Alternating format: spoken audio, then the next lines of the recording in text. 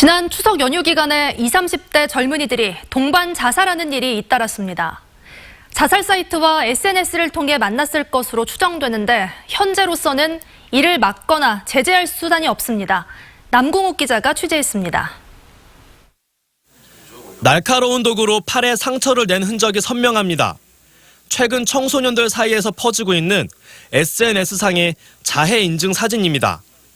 학업이나 교우 관계에서 오는 스트레스를 이런 식으로 해소한다는 건데 자살 위험 징후로 볼 수 있습니다. 이뿐만이 아닙니다. 실제로 온라인상의 자살과 같은 단어를 검색해보니 관련 콘텐츠들을 쉽게 볼 수 있었습니다.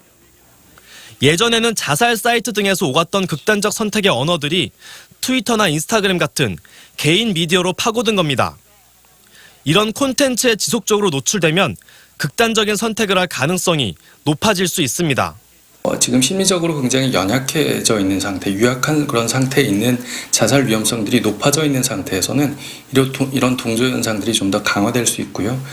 실제로 지난 추석 연휴 때 광주와 인천, 포항 등지에서 일어난 동반 자살 사건의 당사자들도 SNS에서 알게 됐을 것으로 추정됩니다. 문제는 현행법상 SNS상의 이런 콘텐츠는 게시자나 운영자를 처벌할 별다른 수단이 없던 겁니다.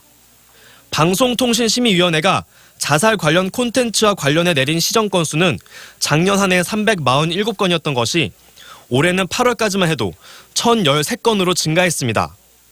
하지만 형사처벌까지 이어진 경우는 거의 없었습니다.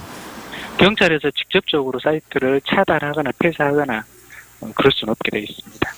관련 법이 없어서 그런 거죠, 지금. 그렇죠.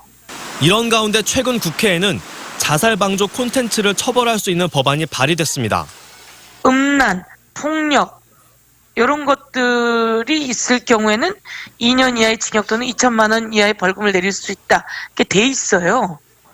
그런데 거기에 자살이나 자해행위 이런 게 없는 거죠. 그러니까 그런 걸 좀 더 구체화하면서 15년째 자살률 1위를 기록한 우리나라. 새로운 미디어를 통해 퍼져나가는 자살 관련 콘텐츠를 막지 못한다면 우리 사회의 불행은 계속될 수밖에 없습니다. MBC 뉴스 남궁욱입니다.